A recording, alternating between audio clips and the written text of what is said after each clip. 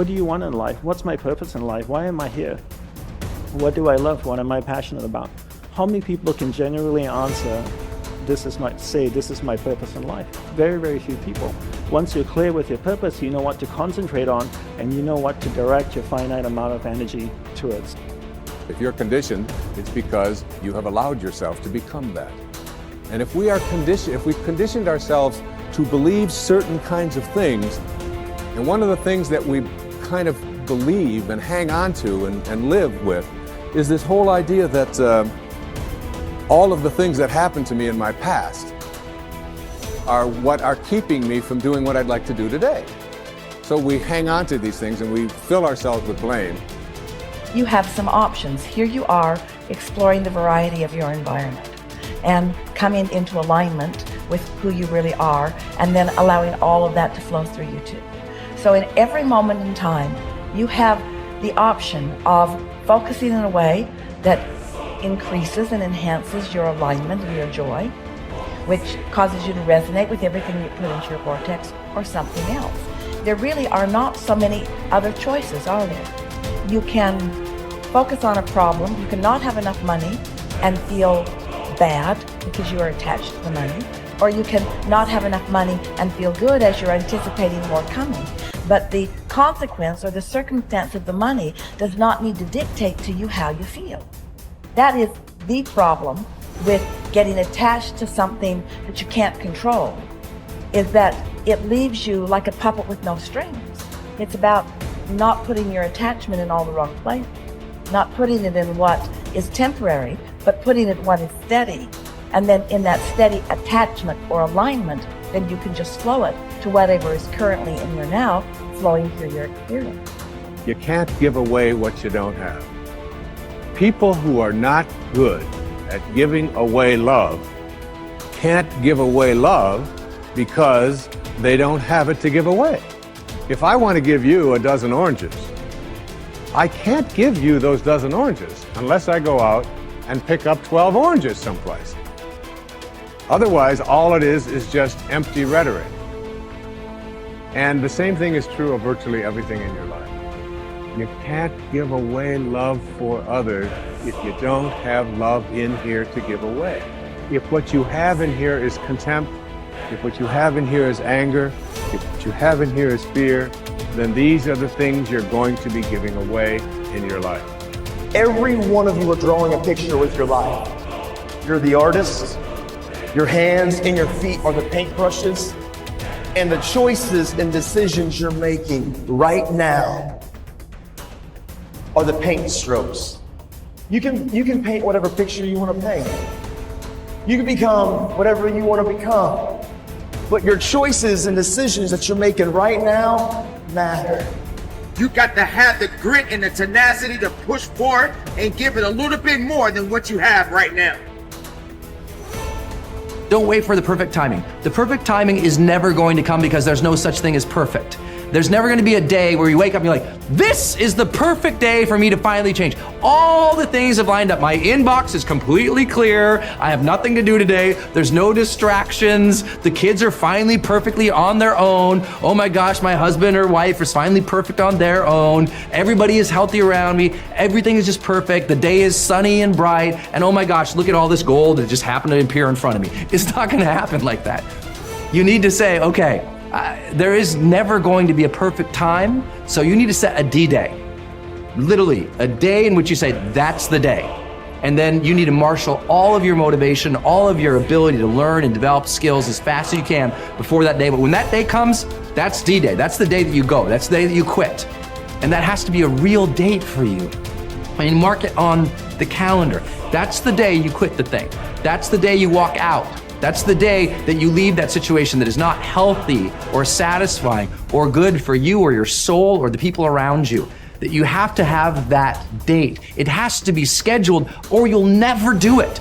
You'll just keep saying, oh, one day things are gonna be, the people who say one day, they end up at the end with a collection of days that were so far from perfect that they're in a state of misery now. They never landed in the land of their dreams because they were always marching in something that was miserable to them, right? At some point, The only way that life changes is that you change your course. And don't wait for a perfect day. So what's your date? People who earn large incomes aren't lucky, and they're not crooks as those without money are so fond of pretending, nor are they endowed with more brains or talent necessarily than their friends and neighbors, nor are they privy to occult secrets, and only a very few were lucky enough to have had rich fathers or grandfathers. Most of the people earning the big incomes today started the same way you and I did, and most other people. The only difference between the men who earn big incomes and those who earn small incomes is that those earning big incomes decided to earn more. They're the people who made it their business to earn more. You see, people do what they make up their minds to do. So get rid of the ancient superstition once and for all that people who earn big money are special people, are lucky, or get the breaks, or had money to begin with, or knew someone, or are smarter, or anything else. These are alibis. They can all be disproved 1,000 times. The reason there are so many of these alibis around is that men who fail to make the grade financially are seldom honest enough to just admit that they really didn't try and keep trying. So in order to justify their failure, in order to remain seated, they dream up and pass along these old alibis. We're all self-made, but only the successful will admit it. The commitments we make to ourselves and to others, and our integrity to those commitments, is the essence and clearest manifestation of our proactivity. It is also the essence of our growth through our human endowments of self-awareness and conscience. We become conscious of areas of weakness, areas for improvement, areas of talent that could be developed, areas that need to be changed or eliminated from our lives.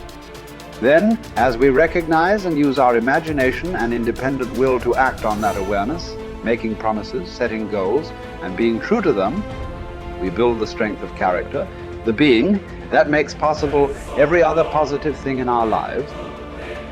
It is here that we find two ways to put ourselves in control of our lives immediately. We can make a promise and keep it, or we can set a goal and work to achieve it. As we make and keep commitments, even small commitments, we begin to establish an inner integrity that gives us the awareness of self-control and the courage and strength to accept more of the responsibility for our own lives. By making and keeping promises to ourselves and others, little by little, our honor becomes greater than our mood. The power to make and keep commitments to ourselves is the essence of developing the basic habits of effectiveness. Knowledge, skill, and desire are all within our control. We can work on any one to improve the balance of the three. As the area of intersection becomes larger, we more deeply internalize the principles upon which the habits are based and create the strength of character to move us in a balanced way toward increasing effectiveness in our lives. Get stronger. You can develop the muscle. You can develop the courage muscle. You can develop the inspiration muscle. You can develop the dedication muscle. You can get stronger. There isn't anybody here that can't get stronger. Next time we see you, may not even recognize you. How strong you're going to be able to become in language, in style, and personality, the ability to cope, the ability to handle with anything that happens, no matter what happens. And the third one is get better. We can all get better. I've gotten better. First talk I gave, I stood up, my mind sat back down. But here's the secret to my success. I stood up and did it again. Stood up and I did it again. And I did it again, and I did it again all those many years ago. I did it when I was scared, and I did it when I didn't want to, and I did it when I was ill. And I did it when it didn't work well, and I did it when they didn't appreciate it, and I didn't a lot of times when I didn't know much what I was doing. I just did it anyway. And now all these years later, I'm asked to walk on this stage with the greatest introduction I've ever had, greatest response and welcome I've ever had, the greatest opportunity I've ever had to touch this many lives with a mixture of words and heart and soul. I got better. I got better day by day and week by week and month by month, and I'm asking you to do the same thing until you can develop a long arm and a long reach, until you can develop influence that won't quit. Touch people next year you couldn't touch this year. Touch people now you couldn't touch before. Conduct a meeting now you couldn't conduct before. Heart and soul now mixed in there that wasn't there, missing before.